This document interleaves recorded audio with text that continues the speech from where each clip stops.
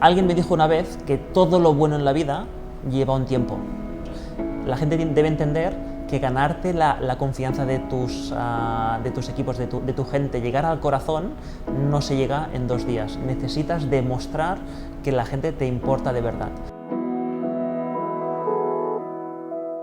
Yo creo que hoy en día el secreto del liderazgo está en la adaptabilidad y en la humildad. Ser humilde y tener esas ganas constantes de aprender y de evolucionar, las veo como imprescindibles. Esta corriente o esta estrategia que nosotros le llamamos Always People First es centrarnos en las personas. Ellos son los que hacen que las cosas pasen y ellos son los que tienen un poco el timón para que la empresa vaya bien o vaya especialmente bien. Y aunque todo el mundo me reconoce como la cara visible de este éxito del proyecto de ASICS de esta última década en España, la realidad es que ha sido un esfuerzo compartido y un triunfo de un equipo. Bueno, yo llevo 11 años oyendo que es imposible conseguir lo que nosotros estamos consiguiendo cada año. Para mí no es tan importante lo que la marca quiere conseguir o lo que los líderes de la compañía pensamos que es posible. Lo crítico es que tu equipo, las personas que trabajan contigo, quieran conseguir. Yo creo que lo más importante es aceptar el fracaso lo más rápido posible.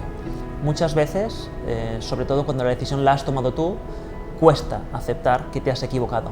Sí se puede liderar a un equipo con emoción y con incentivos, pero si lo que quieres son resultados disruptivos, si lo que quieres es tener resultados mucho mejor que tu competencia, lo que necesitas es llegar al corazón.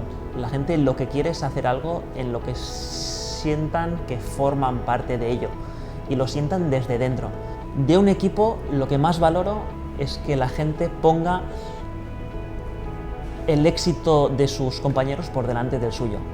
No queremos estrellas, queremos equipos que brillen. Si un líder no es buena persona, su equipo lo va a notar, lo va a sentir y no se van a implicar. Tener valores, tener foco.